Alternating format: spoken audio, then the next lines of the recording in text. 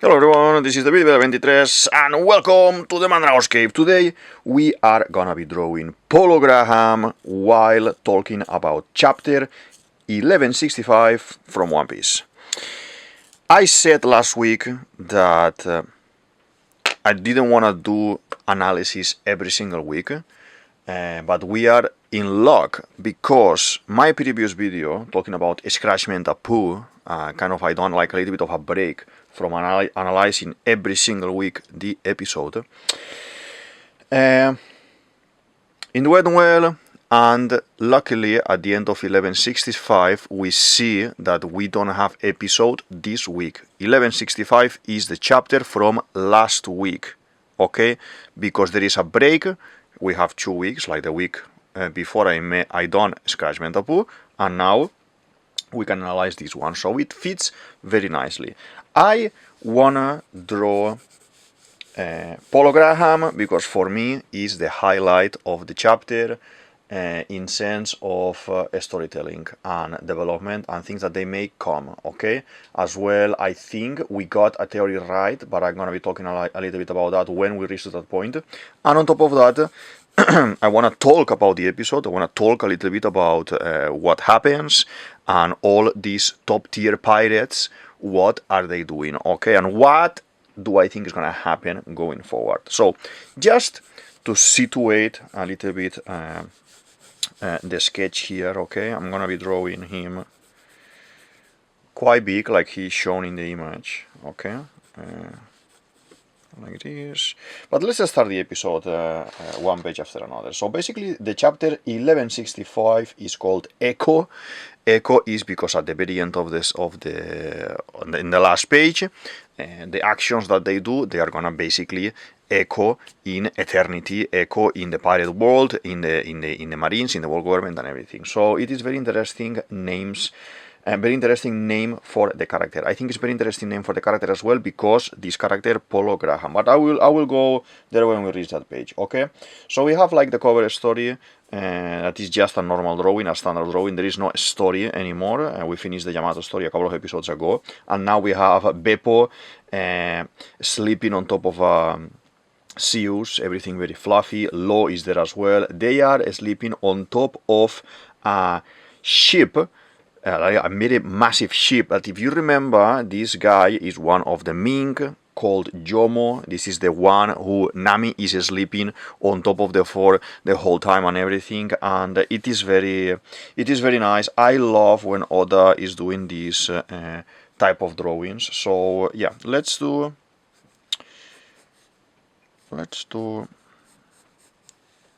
this pineapple head.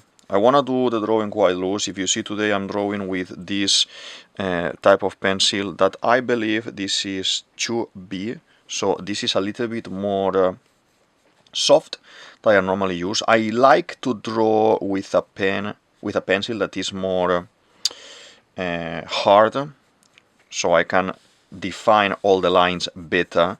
But for this one, I think the size is nicer at the moment. The only one I have at the moment is the tiny one, and the tiny one is too tiny to reach there to my hand, and it may be a little bit uncomfortable. So let's draw with this one, okay? I want to draw loose. We don't have a full body drawing of Polo, but obviously I'm gonna be taking a lot of Marco reference here. Like this, teeth. He has a little bit of goatee here, okay, and then the eyes, like this, okay. So basically we start the episode, Rox versus Roger and Garp, and Rox is crying, he's like, please help me, like kill me, I can't do this anymore. This is how we finished the previous episode. If you haven't seen the analysis of the previous episode, I'm gonna put it here because it's very interesting. Garp and Roger are listening what Rock is saying without talking, so this is some sort of voice of all things. We mentioned it in the previous episode as well. This must be something that the D have, or specific D have, kind of the chosen ones, or the strongest ones. we know that Luffy has this as well, Shirahoshi has this as well, Momonosuke has this as well. So there are certain characters in the story that they are showcasing this type of power, but Eiichiro Oda did not explain this yet up until now. Okay, so we will need to keep watching to see what's going to happen with the story. The point is that they can actually hear him. Imu has taken control of his body. Imu has taken control of his body, but as I said in the previous theory, not of his mind. I think this is something that is going to happen to Harald as well. We have him controlled like a puppet. This is very similar to the story with Doflamingo, and slowly we will see how I don't think he can come back.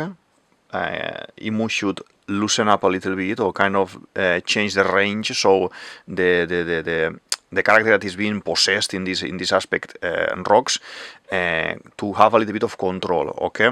But at the moment, luckily, he can communicate like this. So they start fighting. He wants them to kill him before he can kill, you know, like we seen in the previous episode, the wife, the baby, and everything. So he just wants to die. He lost this battle.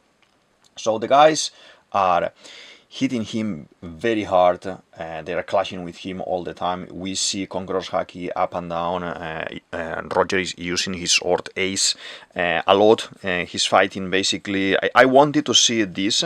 We haven't seen Roger fighting much, to be honest. He clashed a couple of times, you know, with Whitebeard, with characters like Oden, for example, in some flashbacks, but we haven't seen him fighting full on. I like this episode because there is a lot of fight. I like this episode because Garp and Roger, you need to understand that they have been fighting one-on-one for years and years and years, and this made them know each other very well and how they fight. So here, against Rocks, they are able to combine their attacks very, very nice and very, very intelligently. Okay, so we have Garp attacking from one side while Roger is attacking from the other side. One is distracting him and the other one is attacking. So we see how Garp punches him as well with full Conqueror's Haki, coating the hands and everything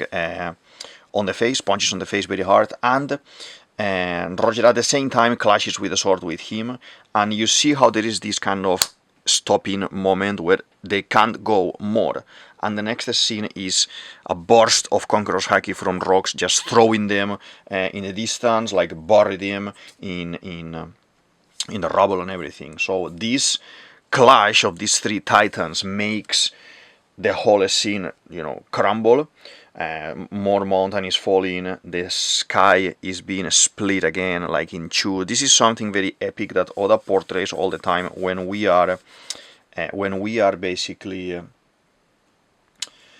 seeing Titanic characters. Like, you know, at the beginning, I think the first time that we see this is Whitebeard versus Shanks, the clash, and the sky, the heavens open and split in two, and it is very cleverly done because Oda is telling you that only a certain amount of characters, only a certain amount of pirates can do this. In this specific case, these three guys obviously can, because they are stronger than anyone, basically. So we carry on with the story. Everyone is worried. For a moment there is like a drawing there, and I thought there is like a younger Dadan on the side. I will not say that this is Dadan because she's not that relevant to be in this story, or her storyline. We don't need to know how Garp knows Dadan specifically. Oda could hint it at some point, or he put it at some point, but we don't need to know. We know that Garp has been chasing her in the past as well. She was as well like a bandit, like a mountain bandit, or even pirate as well.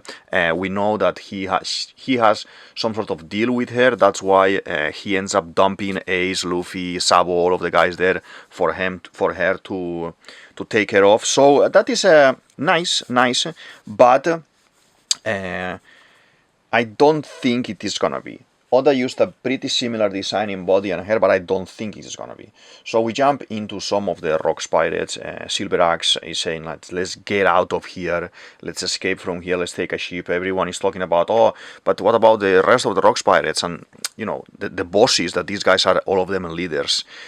Captains, they understand that there is no coming back from here, no one is gonna return to the ship, everyone is gonna take care of themselves here. They're gonna try to escape and just get out of there as soon as possible, basically. Let's do, I think he has the hand like this here, okay? The problem with this pencil is that it's being so soft, okay, as you can see, it goes really textury, and not my cup of tea. So for the next now, probably, maybe I'm just gonna change. Yeah, I'm just gonna change because it's more comfortable for me. Even if it is tinier, I can work better. You see, this one is more, let's say, dry, let's say hard. The residue around the drawing is kind of cleaner as well. Okay. So all of this I will define later better with. Maybe we are making it too small. Today is one of those days that, because maybe the light today is a darker day and it's raining and everything, it's been a little bit more difficult to focus in the drawing and at the same time in the explanation. But we will do everything as always, okay? So Shiki is shouting that, you know, the pirates, the Rocks Pirates are history. Everyone's gonna get out of there. Okay. So there is this image where we see Garp's ship and his crew, his people. They are shouting at him. If he can repeat what he said in a previous episode, and he is saying basically, take everyone from here, take them all out from here, escape, and as soon as I can join you, I will join you, basically. And then we have the comparison, because these two are being paralleled here, have the comparison with the Roger guys, where the same thing is being asked to Roger, and Roger is saying, yes, make sure that the other party, because Rayleigh is still going with a couple of guys, they are still running with Shaki towards the ship, the Oro Jackson, and basically parallelism with the two characters. Okay, this is kind of comparing, explaining to you the whole time, specifically in this episode, because the panels are squares, the drawings are equal, the comparison with the crews are equal as well. They are explaining to you that Garp and Roger, they are equal in power. They are equal in influence, they are equal in character, so they are kind of the perfect match. That's why they only wanna fight one another, and that's it, okay? Let's do here the code. We have this part here. Normally I do full body characters. I want to do full body character here as well, okay? But I just want to make sure that we have all the pieces here falling properly. Like the hand is going to be here. We're going to do a little bit more loose, okay? Like this. And then Polo Graham here, okay? Like this. This is not going to be the name. This is just me for reference to draw the hand a little bit like this, okay? 1, 2, 3, 4, 5, okay? As I said, Garp on the right, Roger on the left. They say I will make it back for sure. This is not going to be entirely sure. Probably the guys have to escape with the boats, with the ships, and then these guys will join somehow. Probably these guys can even do some sort of Rokushiki as well and fly, or someone is gonna pick them up. I think their colleagues are gonna pick them up. I see an image where when this fight is over, that we may not see this, but this I think is what is gonna happen most likely. The clash is going to be so tremendous that both of them are going to be in 0% power, basically, or maybe unconscious, half unconscious, or like Luffy after fighting Ruchi the first time, that he is awake, but he can't move. He kind of destroyed his body and he has no power to move anymore. Something like that. I see Rayleigh and Gaban picking up Roger, and they are two guys going to pick up Roger, and Roger is only one, so the other guy could carry Garp and kind of make this connection, like, why did you save me, blah blah blah, a little bit of like Smoker in Arabasta, a little bit of, you know, things like this that we don't understand much yet, but is because the captain said so, I saved you, like Zorro saved the Smoker when they were underground and everything was being filled of water. We have Bogart inexistent at the moment in the chapter. Bogart could be another character that is gonna jump in and save Garp and take him to the ship, like Flying and Rokushiki, Geppo, something like this as well. It could work. Or when, let's say that Gaban is gonna take Garp and then Bogart is gonna say, you know, thank you, I'm gonna take care of him from here, and they will go. This is something I see happening, and this is a very likely scenario. We may not see it in a story, we may not see it explained, but maybe we see it in a moment of a comment that someone says, you know, why did you save him, or Captain Orders, you know, like Zorro, Captain Orders, like that. I would like that, okay? So then we have this very nice scene, Garp and Roger taking off their coats, and they are getting ready to fight, and this kind of a scene is very poetic, is very, you know, good versus evil, and the demon with the wings, with kind of on top like a flame, like a black flame and everything. Very nice, very interesting. I am enjoying, I have to say, and you may see how I have more analysis of chapters, I have more drawings from this saga, more drawings from the flashback and everything. You are very able to see how much I enjoy this saga. I always said that my favorite saga is Water 7 Enies Lobby, but this one is ranking up beautifully. I think I will keep still for now Water 7 Enies Lobby, my favorite one, and then afterwards we have this flashback. I wouldn't see Elbaf itself, but this flashback so far.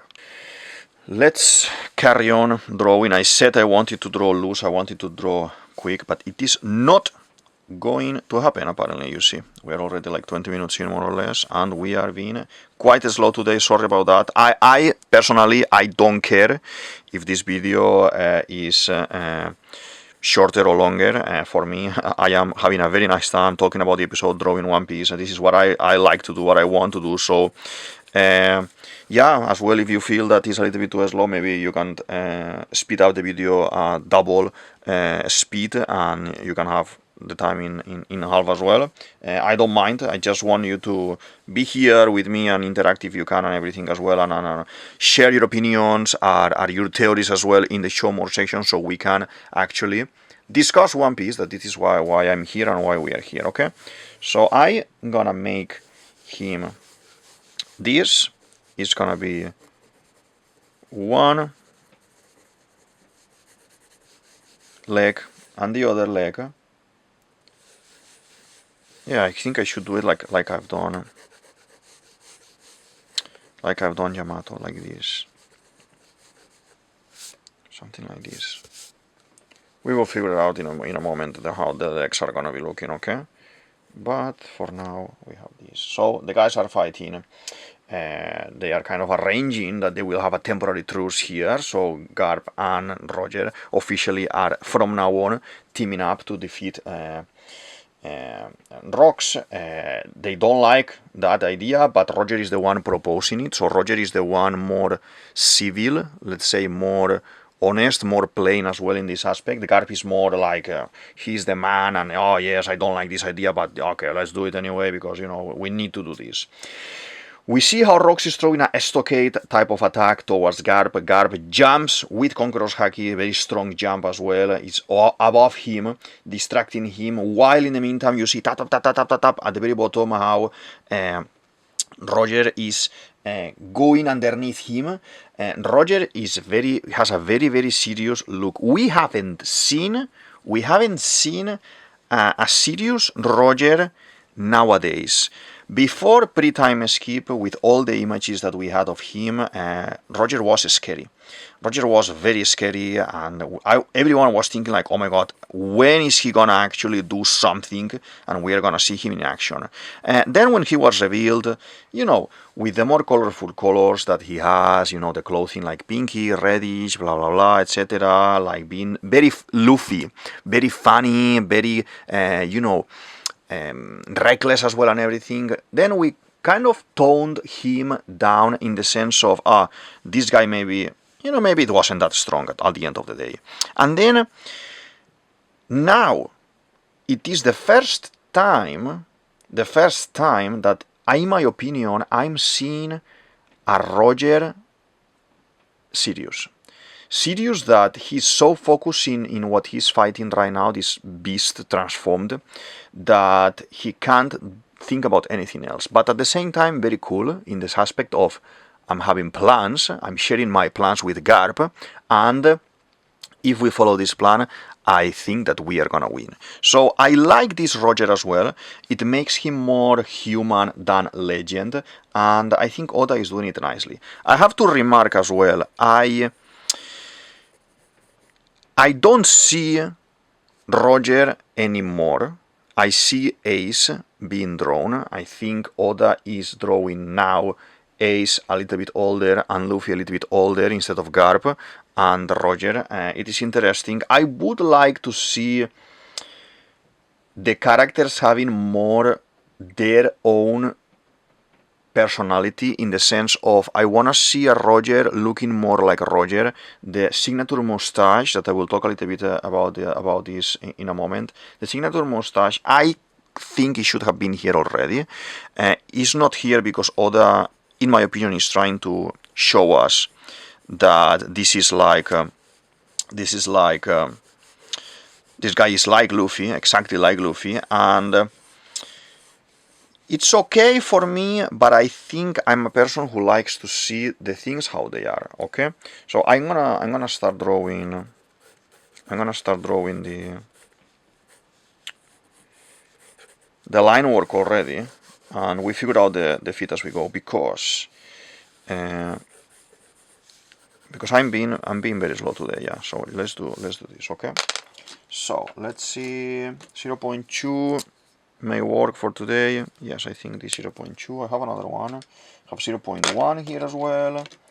0.05 is too tiny. 0.5 could be interesting as well to do this draw. Maybe it's too big. I'm just grabbing a couple of pens here to do this. Okay. I need to. I'm gonna try this one, the other one here. Okay. So as I was saying, Roger is very focused. He attacks with the sword, full on Conqueror's Haki. We see how the serpentine attack of the Conqueror's Haki is kind of around Ace. That Ace is the sword, and he hits at him, stuck in his head inside of the mountain, and then from the top, Garp is falling still in the same attack, grabs him and pulls him and throws him away. I like this dynamism and how they are fighting very nicely. This is very Luffy and Ace Marineford. They are shouting, how can we undo this? They are shouting at him, wake up. So within the concept of enemies, they respect each other. They want to save each other from a, let's say, a higher enemy, and that is so nice how a common enemy is uniting all these top tiers. Okay, to be honest, I'm enjoying it a lot. I say it already 1,000 times in this video, but I'm enjoying it a lot. So we see an image where, Rayleigh's group, they are still escaping. Remember, there is Rayleigh's group running towards Zero Jackson, and then we have the other group already, some of the guys already on the ship. I wanted to mention that I forgot to mention as well, when we are in the previous image, when we see the Roger guys, we see that the egg is already on the ship. So that means Roger has already some information about ancient weapons. I have a very nice and compelling theory about what is in that egg, and how we're going to find it in Elbaf. It's going to be on top, and how Gaban is some sort of protecting it in some sense. I think the egg is open already. The monster, the air or the Sky King in there has come out already, like some sort of a rock, some sort of a dragon, like in that flashback that we had at the beginning of One Piece. That we had these green dragons and everything with eyes. Isa, no, I don't remember the name of the girl, but I will remember. And something similar to that. It will be very interesting if it is something like this. Maybe Roger found this, or maybe Roger just took the egg because they were at some point protecting the mother or something like that, and it is very, very interesting. And we know later that in the Edward fight, Shiki knows this information, and Shiki wants Roger to join him because he knows that they have some sort of ancient weapon in their power. So this has to be. This is one of the mysteries in One Piece. I think we cracked it here. I think it is gonna be that type of monster, but we will need to see how is that gonna happen. I need to. As you can see here with Polo Graham, and you can see as well now in a moment in the... He's gonna come any time now in the episode, we're talking about it. He is like Marco, okay, but older. He has all these lines in the eyes. Oda wants to show us that this is old. Okay, Whitebeard, Rocks, Roger, Garp, they are quite young at this point still, okay, they are not old guys. But Oda is making sure that when drawing Polo Graham, we see the beard, we see the age lines here, especially here on the forefront, especially here on the eyes, on the face. He is telling us, look at this guy, how old he is, okay, how old he is. This is how Oda is trying to tell us this. I have this theory I'm going to put here about immortality and Marco. Marco the Phoenix, he's immortal. I don't think at all this is his father. I think this is Marco himself. I think Marco comes from 900 years ago, or even before. I think Marco is, like in a video game, a support character. He's a healer at the end of the day in Whitebeard's crew. And by doing that, because he's the Phoenix, he's rebirth, he can be reborn. When he dies, he is basically coming to life again. Like ashes, coming like a little bird, like a little kid, like a baby. That's why I drew the other day the baby scene. There is... it is very nice and very interesting that this is happening like that, because I miss something with Marco, and a lot of that theory that I made like 3 weeks ago, before we seen this episode, before this is as soon as he was shown as a silhouette in, I think it was 1162 or something like that. As soon as I saw this, I thought this guy has to be Marco, and it has to be with the concept of rebirth, okay, and the concept of Phoenix, okay. I want to know your opinions about this as well, because I think Oda wouldn't put emphasis in this, like he wouldn't remark this if it is not gonna be true. We are not interested in a father of someone. I don't want Captain John to be whoever's character, father, like kid father or something like this. They can be independent, even if they have the same fruit. They can be independent. Someone else just ate the fruit later and that's it. But this guy is not about the name Polo Graham, that is the joke Marco Polo, the game that you say Marco and the other one say Polo, and then you need to find who is saying what. Not about the surname either. This is about the design. This is about the hair. This is about the eyebrows, the expression, the way that he is moving, okay? Just before, when he jumps as well on top of Whitebeard and everything, like something that Marco, current Marco, is doing all the time, okay? Is doing all the time. Let's do now this. He even has this kind of bracelet that Marco has as well, okay? So, you know, open conversation, open discussion about this. I don't have I don't have doubt in my mind that this guy, it is in fact Marco.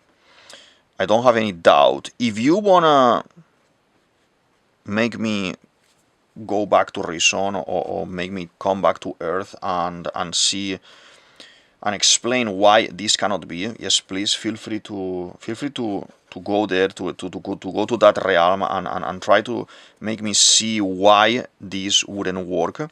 I read a lot of mythology from many cultures, and the phoenix, like the dragons, are something very constant in most of them, and the concept of rebirth as well.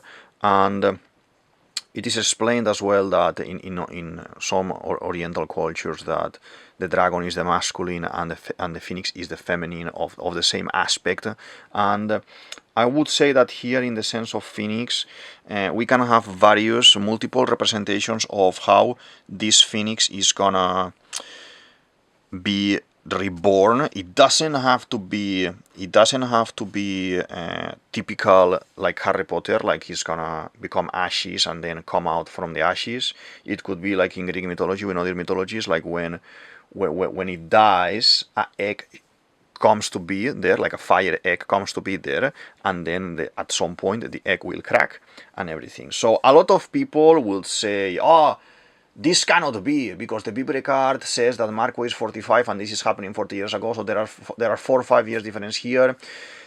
It cannot be. It can be, and we had instances before in the past where Oda has modified, has changed the Bible card for the sake of the story. I said here 1,000 times as well that One Piece is its lore. And what's happening here is that I'm gonna even do the same type of trouser that he's wearing.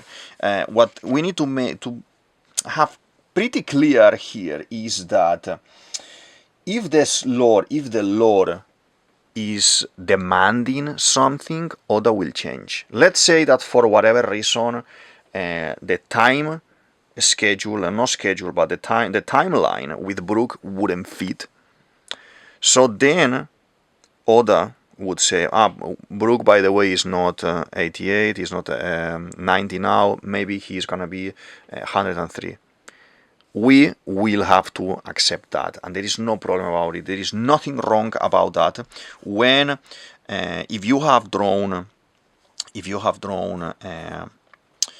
let's say, or if you had actually made some characters, you have made some, let's say, stories or world building, storytelling and things like this, like I've done, or like Oda is doing, or many other people, like artists, are doing on their free time or for work, you will see how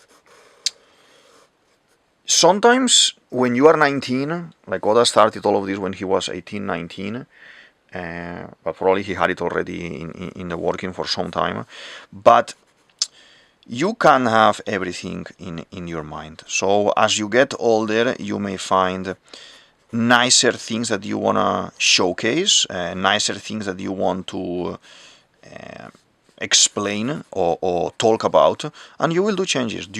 So be open and expect this guy to be Marco. Okay, I just want to continue a little bit with the rest. Maybe we come back to him in a moment, but yes, we were in that moment where the Roger pirates are escaping still.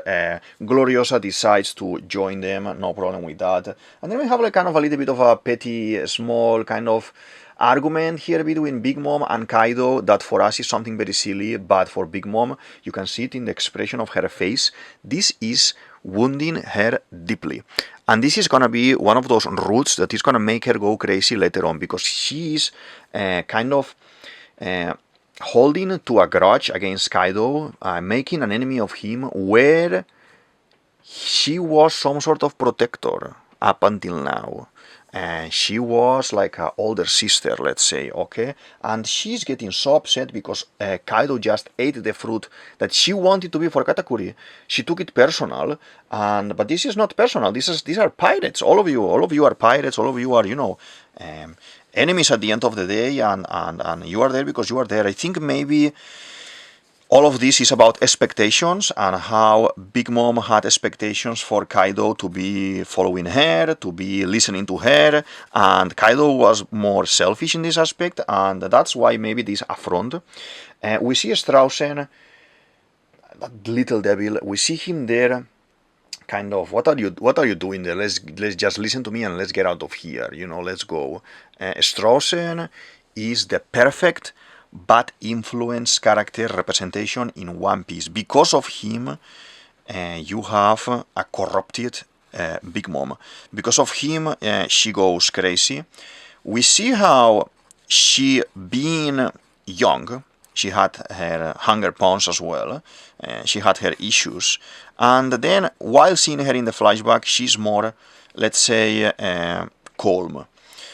She's more calm, but I don't think because of Straussen. I think because she grew and she realized, she connected with other pirates strong. Until now, she was the strongest in everywhere.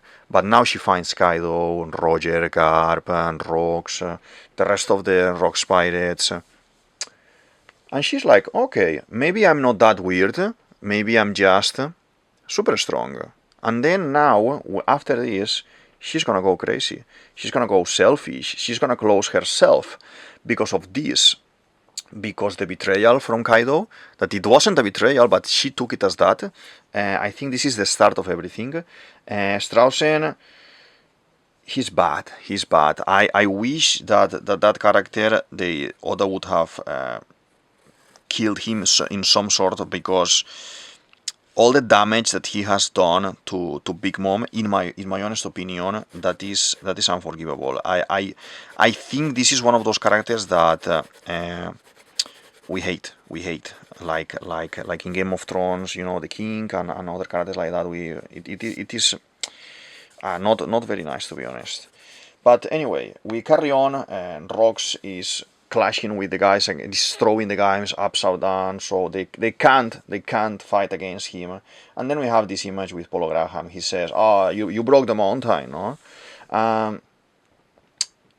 He says basically, you don't have crew. Your crew is gone. All the Rocks pirates are scattered. You are alone on your own. Just join me, come with me, I'm a big fan, take my ship, you need a ship, no? Let's join forces. He doesn't want to recruit him, he just wants to take him. My whole theory, that Immortal Marco, my whole theory is based in this comment, that Marco, when Shanks is asking him, hey, join me, like multiple times, like 3 times in the whole story, Marco says that he is tired of being the nanny of big pirates. I think this guy, currently known as Marco, in this era known as Polo, but probably it goes from Marco to Polo, probably this guy is from 900 years ago. Probably this guy, maybe I'm thinking he would have been in Joy Boy's crew, or before, whoever was the original one, the sun god, all of these things. As well, Phoenix, sun, fire, representation of rebirth, coming out again. So all of these things are connecting to Marco. Marco could have been a very nice main character for the story with this type of power. The Phoenix concept could have been a very nice power. I am thinking, and I explain that theory, that this character, because the fruit, it can go in 2 ways. One is we as a user of the Phoenix fruit, we forget about our past and we just start like a new life from scratch. But I do not think that is the case here. I think he remembers. Or remembers flashes. That's why she's able to say, oh no, I've been doing this for a while now. I think he's able to find the people that he needs to find because he has time, and just go with them. Like in this case, he knows there is a potential for Whitebeard to become one of the rulers of the territories, and this is obviously all of it before we have Jonkos.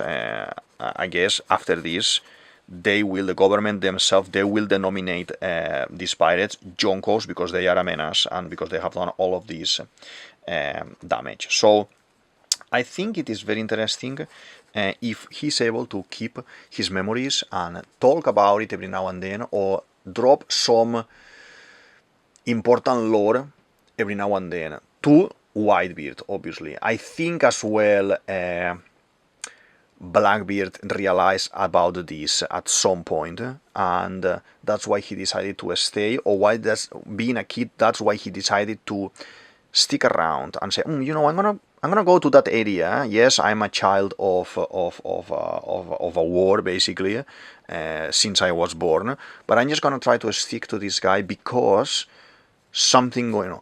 Anyway, so we see this image after Polo Graham is shown that he's jumping, like to be next to Whitebeard. This is something that Marco is doing all the time.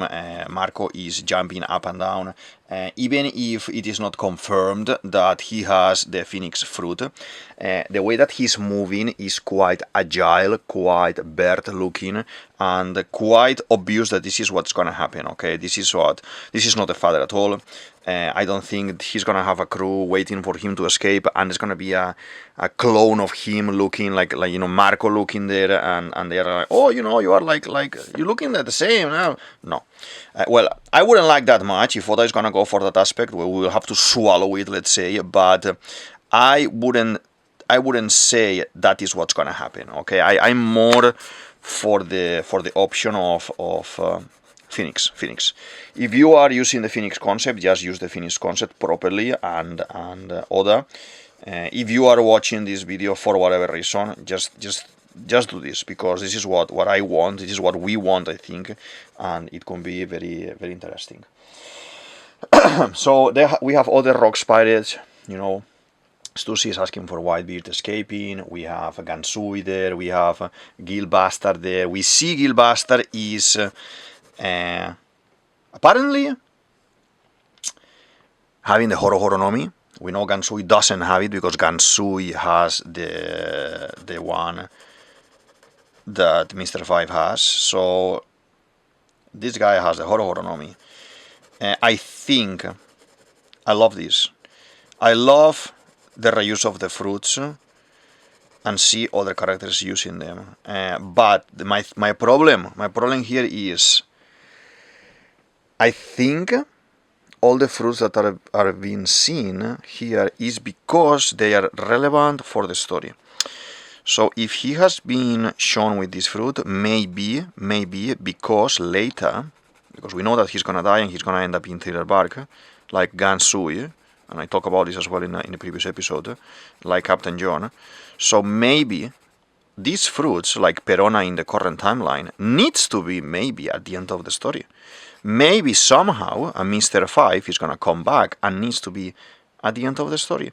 I would like it, because when some characters from Pre-Time Skip come back, it makes me very sentimental about the One Piece and how many years I've been following the One Piece story and everything, and it is very interesting, and I like when the things are closed nicely. Let's say Don Krieg showing up, seeing what's happening with him, seeing Seth, maybe seeing Kuro again, Captain Kuro, seeing Morgan, Axe Hand Morgan, closing a little bit the relationship with Helmeppo. I have theories of all of this in the channel, so feel free to sail around the channel and find all these theories, and feel free as well to open conversation and ask any kind of question or propose your own theories that you want to see there, and let's talk about it, because it is so beautiful when a world so big is touching so many of us, and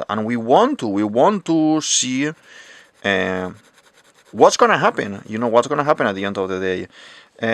This is kind of a sort of a double-edged sword, I would say, as well, because, for example, for me, is bothering me a little bit the seeing so many, let's say, images of the live-action season 2 for One Piece, like as well for the Harry Potter new season as well. I want to, maybe I don't want to talk about it before it comes, in the sense of I don't want to analyze the new images of, I don't know, this character that has been released or the other character that has been released. I just wanna don't lose the magic. I wanna see the movie, see the series first, and then we can talk about it. Then we can decide to see if it is good, if it is bad, or anything. But I don't wanna. So I think that is killing the magic. One thing is if we are theorizing, like we are just theorizing with the things that we have seen in manga or in anime. Ooh, what about this? What about that? But when there are filtrations of images, videos, or when it's a trailer or things like this, we can talk about the trailer. But so much promotional. I don't remember what actor was this, but I remember older generation actor gave advice to another one saying, I think it was Denzel Washington, said, be private, to probably Michael B. Jordan. He said, be private, because people obviously wants to go to the cinema to see you acting. They don't want to know about your romance, or they don't want to know about what you're eating today or tomorrow. They want to see, they want to believe the character. If you know so much about things, I think that's something bad nowadays about so much information, so much social media and all of these things, that everything is out there, but what about the mystery? I want to be surprised. I don't want to see Laboon, I don't want to see Crocus, I don't want to see Smoker, Taishi, I don't want to see all of these guys, because I want to be surprised and say, okay, I knew Crocus was going to happen, but I don't want to see him already out of context, like a guy with a costume and that's it, because it takes away the magic.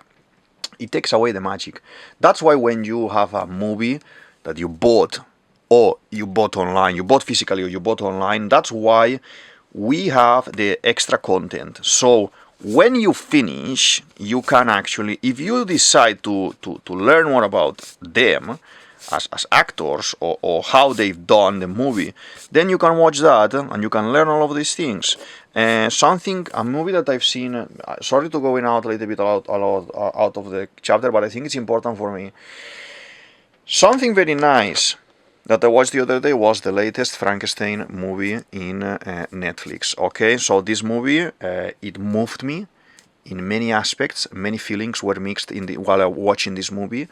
And then I realized that afterwards you have how this movie was made, a little bit of Del Toro explaining some things, the actors explaining some things as well, and then I watch it. I'm very fan as well here with my set of Harry Potter and my set of Lord of the Rings, my DVD sets. When I watch them, I rewatch the commentary as well, the talk, and sometimes there is even more and more hours than the movie themselves about extras. For me, I love it. It's my favorite. Sometimes, for me, even better, and I enjoy it more than the movie itself. Okay, but that was my choice then with that movie. With that movie, I decided I don't gonna even want to watch the trailer. I know, because I love monsters and I love Frankenstein, I love Dracula. I know I'm gonna like this. I am not gonna watch anything. I'm just gonna wait for the movie, watch the movie, and then I can talk about it. Okay? So I think that's how we should do here in One Piece as well, for the live action and for everything. And this is just an opinion. So all of this is coming because, talking about Guildbuster, talking about reutilizing the fruits, talking about the Horo Nomi, and maybe this being a hint from Oda to tell us, by the way, keep Horo in mind because we may need her later. We know that she was in Hachinosu, we know that she made a deal with Kobe, that Kobe is end game, and we know that the deal went good, like release Gecko Moria, so I release you, because Kobe managed to get out of there at the end of the day. So we have all of these things that there are not spoilers, but they are hints. But everything is very similar in a similar context, okay? Similar context. So let's carry on. Then we jump to a very, very exalted, very, very, very stressed, very, very upset dragon. This, as the Phoenix is being reborn here, I think Polo is gonna die before going into the ship, and Black Whitebait is gonna take this tiny echo, this tiny bird with him on his shoulder like a parrot, and this is where we are being born, again. Like this is rebirth. this is rebirth for a dragon as well. Because what happened here, because the frustration of losing both babies, because the monster that is Imu with Saturn, because the massacre that is happening in this island, illegal, that in theory they are Marines, they didn't even know these things. The dragon is reborn as well. The dragon is fighting back. The dragon is biting, and it's saying, yeah, you are gonna all take these people, the survivors. You are gonna take them all, or I'm gonna kill you. Like, there is no other option here, you know. I like this dragon. This is the birth of the revolution in One Piece, the revolutionary army. From here, they are gonna probably take them to safety, and then dragon is gonna get out of there. At this point, they haven't shown this yet, because Dragon is one of the biggest characters in One Piece from nowadays, and obviously they are not gonna show you his main power. Whatever fruit he's gonna have, because he has a fruit, whatever fruit he's gonna have, they are not gonna show you this in a flashback. Roger, Garp, all of these guys, older generation, Rocks, yes, they will give you a lot of information about them because they are older generation. They are from the past. We don't have anything left to do with Roger because Roger is dead. So Dragon is alive. Whatever is gonna be epic is gonna be shown in the present with Dragon. Whatever fruit is gonna be having, it's gonna be shown in the present. Okay, I want to make that clear when you do character design, and that's why Dragon from the very beginning has been always shown with a cloak on him and with the hoodie and everything, because Oda knew his face and knew the mark or tattoo or burn or scar on his face, but he didn't know how to have the full design and how to explain how he was gonna be, and that is character design. So now, because we are deep in the story, we are finishing, we are reaching the end, this is how we are gonna see a dragon. Dragon, the power that he's gonna have, let's imagine that he's wind. I think he's wind, but let's imagine that some theories about him are right and he's actually like a different type of dragon, like a wyvern, or like with 4 legs and 2 wings. I don't know what, he's a different type of dragon. Okay, not like Kaido. The design of his character and the hair that he has, very particular hair in the present, it is gonna be a main feature of the design, of the monster design, okay, of the creature design. So that, keep it in mind. So we will not see, maybe we could have seen how he's gonna bite the fruit. Yes, that would have been very interesting. We haven't seen it, sadly, but anyway. So anyway, he keeps shouting there, keeping fighting there, all of them are fighting. So Rayleigh managed to reach the ship. Shaq is on the ship now, on the Oro Jackson. They are coming back running, and as I said before, this is because they are gonna rescue him, basically. So we have as well a lot of, how would I call it? We have a lot of rukus happening, and there is this moment where this sinister type of bubbles for the writing is saying that the island never existed. Is that clear? So this is Imu talking through Saturn and talking to basically all of the guys. Saturn is drawn looking to the right. The ship, the world government ship, is drawn in a way that is leaving the island. So what happening here, in my opinion, is that he left, and he said, you know, this Rocks guy is gonna handle this. I'm just gonna get out of here. So I do not understand. I didn't like this much. I don't understand why Imu will show up like this and then just leave. You know what I mean? Like, maybe this was one of those One Piece moments that I said, anyway, you know, I wanted to have a little bit more of fight, a little bit of interaction. I still think that King Harald is showing up. I still think the last moment is going to be that, but we will have to see what's going to happen here, okay?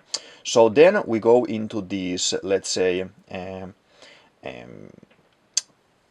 explanation. The narrator is talking that the records kept by, you know, the G11, the CP6 concerning this space with God Valley and everything are sparse. They don't have information about this. The guys keep fighting, the mountains keep falling and everything, so these guys are clashing. Basically talking about that in general, all the records that they had of about this place, they are basically gone, okay? And or destroyed. They have destroyed, basically. They have camouflaged this information. So there is this interesting conversation where we go back to Roger and Garp. They are having an epiphany. They are having a moment. They are kind of looking into the nothingness, kind of thinking, what is going on here?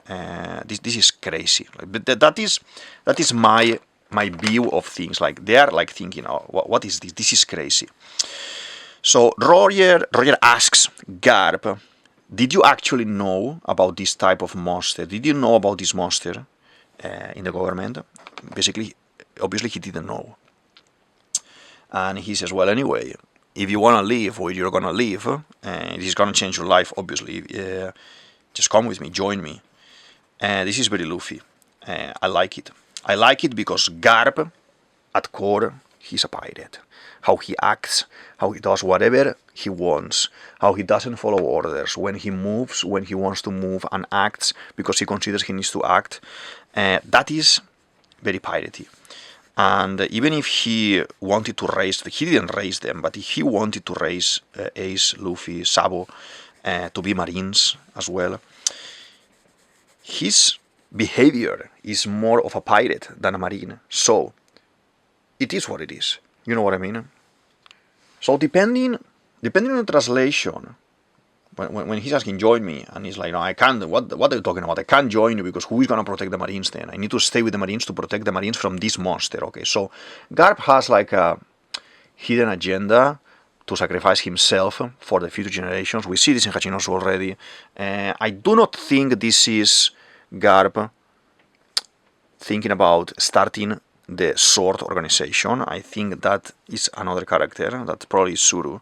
I should draw Suru and talk about all of this, but I do not think this is Garp. I don't think Garp has the patience to be a character who would lead a group like this, like a revolutionary group within the organization.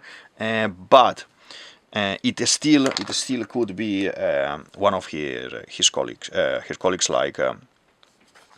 like Suru. Okay, so interesting. I like. Let me see 1 second. Just another here the bottom. Okay, he's sitting there chilling.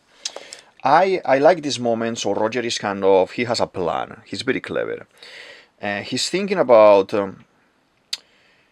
kind of condensate all his power, all his attack in one. And they need to focus in, like when we see as well, some techniques of the Rokushiki as well are stronger when they focus the Tekai in one aspect in one part of the body, or when Luffy is focusing as well, learns in one to focus and punch something and kind of punch the inside of the object, okay, things like this. So kind of he's having like a revelation here, explaining it to Garp. Depend of the translation is called a mass, is called the focus, is called the energy basically, but in fact is the same thing. They want to put all their energy in one attack basically. So it is explaining, there is explanation about how this works and how they need to do this. Not in the sense of they need to do it, in the sense of Roger is saying, I am going to do this. And remember, these people have no fruit. He's saying, I'm going to do this. And Garp is saying, well, if you're going to do that, yeah, good, whatever you want to do. But this may kill you. This may kill you. In my previous episode, I am saying that I believe Saturn, Imu, this kind of new transformation, they were gonna pierce Roger with one of the spider-looking attacks that Saturn has, because he is science boss, and he is the one because Bonnie, because probably many other sicknesses like hers were because of him. I thought the sickness that Roger has may be given by Saturn, that why this is incurable. Okay? I was thinking that because we had all this development with Bonnie, and with the background of Bonnie and trying to heal her and everything, with Saturn was here because he's guilty of contaminating or giving Roger this sickness. I still think that may happen. I still think there is two options here. There is two lines. Or Roger is gonna use so much haki, Conqueror's haki here, that is gonna make him sick, and he has consumed all his lifespan, because we know that by using some of Luffy's techniques, Luffy is consuming as well his lifespan. We know Big Mom power is using lifespan as well, taking lives, years of life from other people. And this is something that is happening in One Piece already, so Oda is trying to find what type of sickness Roger has, and why is this coming now. We need to think about this moment. Once God Valley is finished, in 1 year time, 1 year and a half, something like that, Roger is gonna circumnavigate the world again, collect all the poneglyphs, collect all the information, get Oden and everything, and become King of the Pirates. So everything is happening now. So we need to see how is this gonna happen. I think as well, because what I said with consuming all his power with one attack, with the pinch that Saturn, if he didn't leave yet, is gonna attack him, I think it's gonna make him grow older faster. He's gonna look older. So there are drawings of Oda. There are drawings of Roger with a mustache. He should have the mustache already. I know there are some fan arts drawn and people is confused if this is fan art, but at this point he should have the mustache. So I think once this happens, the throwing of the attack or the pinching of Saturn, the mustache is gonna show. The mustache is gonna appear, and that's gonna be the gag, the funny thing where Garp and Roger are gonna be like, ha ha, you know, ha ha ha. The whole along, you know, that you are looking better like this now. Kind of, you sacrifice yourself,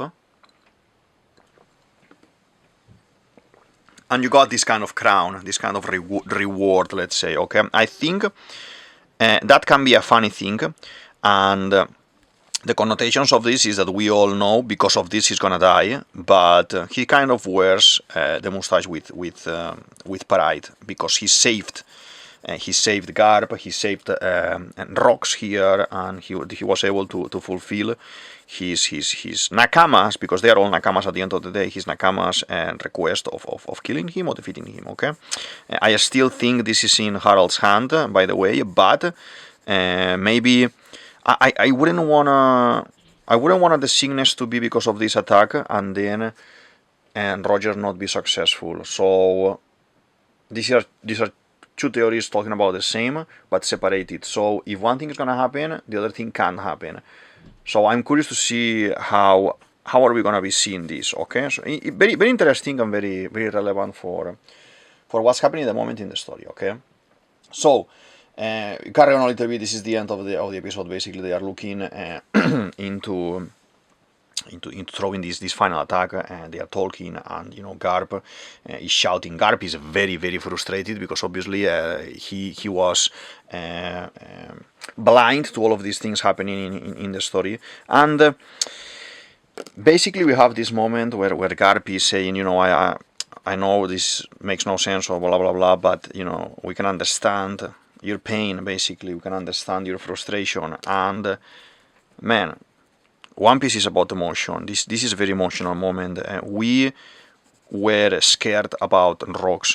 Rocks was this kind of horrendous character, and then in a few episodes, only a few episodes, we managed to love Rocks and to see that Rocks was just a normal guy like Luffy.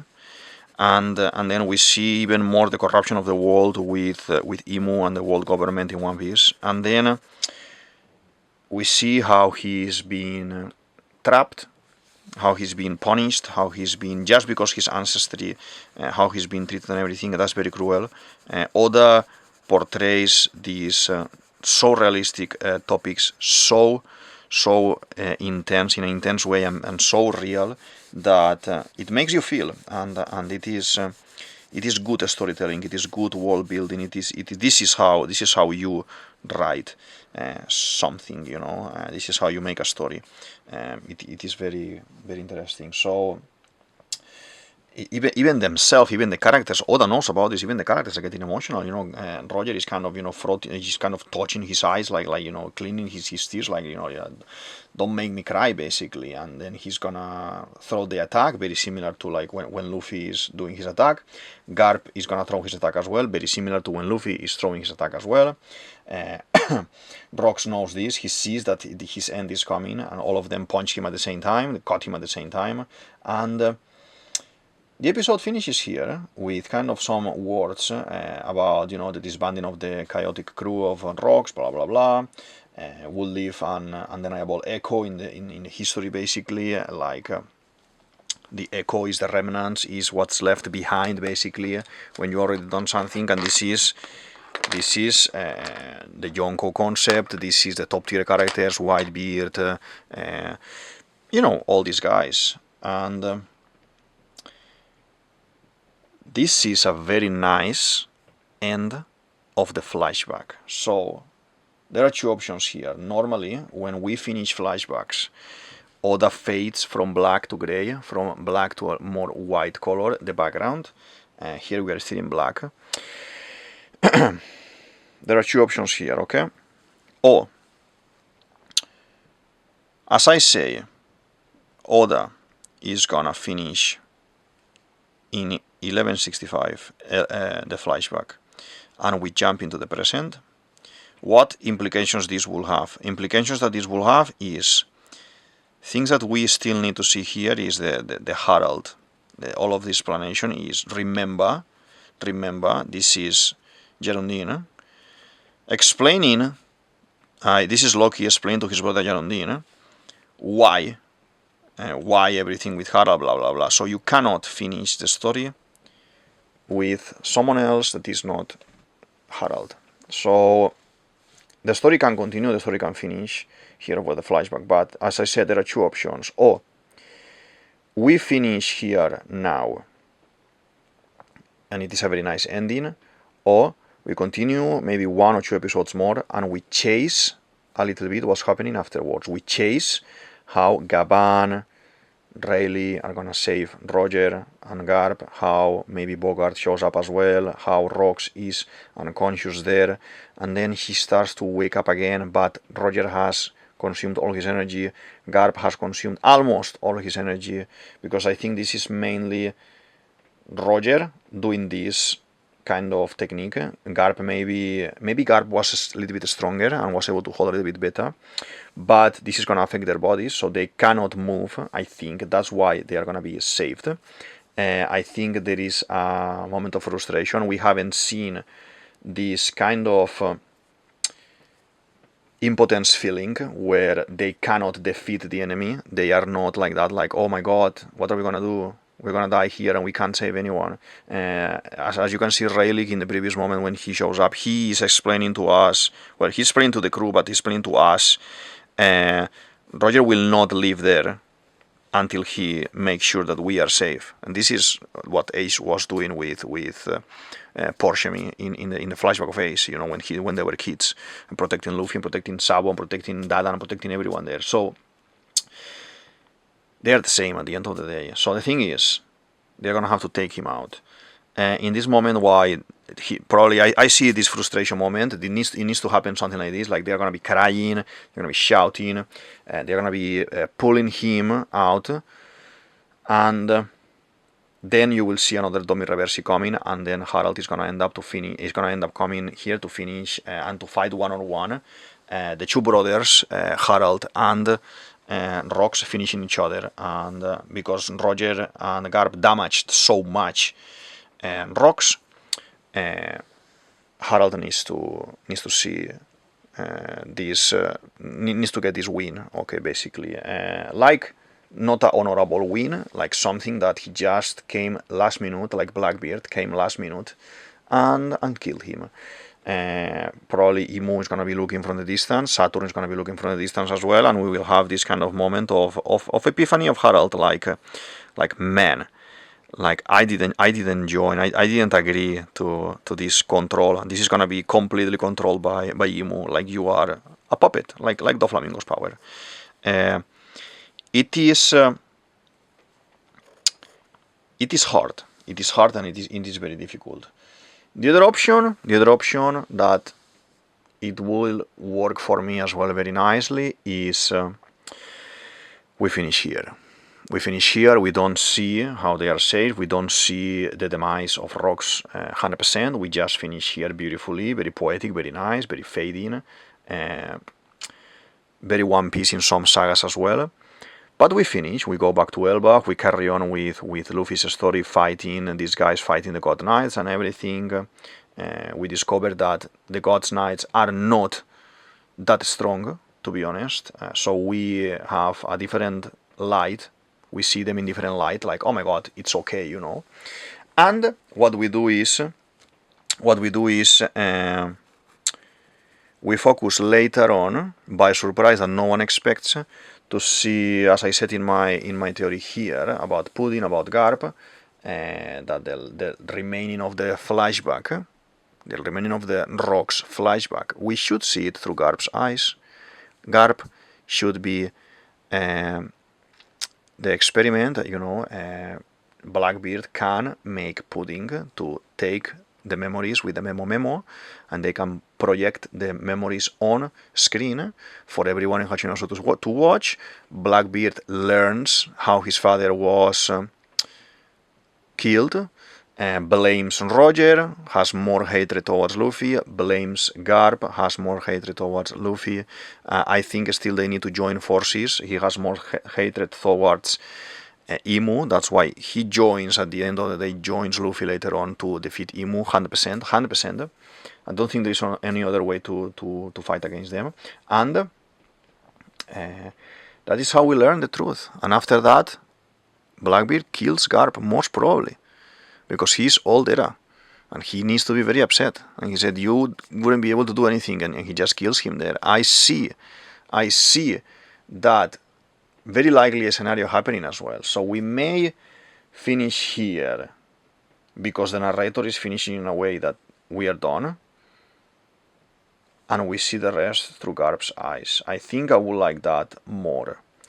We know that Gavan and Rayleigh are coming back to save them. We don't need to see it. We know that Rox is not dead. They can't actually kill him and, you know, cut in pieces like he's like a fish or something, or a piece of meat. Oda doesn't defeat enemies like this. Oda defeats psychologically, so you will see the guy on the floor, full body or missing a part or something, but defeated, no cut in pieces like we see now. He's all in pieces, kind of vanishing. But yeah, I want to know your opinion. We finished the drawing for today. Today's was a very, very intense drawing, a lot of topics, very intense episode. I absolutely loved it. If you loved it, please put it in the comment section. If you didn't, put it as well and tell me why. So let's open conversation about that as well. If you have these thoughts about Marco being immortal like me, just express yourself in the comments. Just show yourself in the comments, and let's say why yes, why not, and let's open conversation about that as well. I think we are gonna see more of that soon, and I am enjoying like a kid the flashback, the Elbaf saga, and the current state of One Piece. I've been waiting decades to see information about all of these things, and it is being revealed. I couldn't wait to see Roger, Garp doing this partnership, fighting about this. Is something that has been mentioned like hundreds of episodes ago, and we've seen it in this episode. It is very nice. I'm 100% sure I missed a couple of things, or I didn't realize about a couple of things as well. If I missed something, just put it in the more sections as well, and we can develop it, or we can draw another character and talk about that specific part as well. But yeah, I hope you liked the commentary today, the analysis today. I'm gonna sign for today, okay? This is DavidViadel23, DavidViadel23. You can say it as you want, and this is the Mandrago's Cave. I hope you enjoyed the video. I hope you enjoyed the theory and the drawing, and I see you in the next one. There is episode this following week, so I'll see you very soon. Thank you. Bye.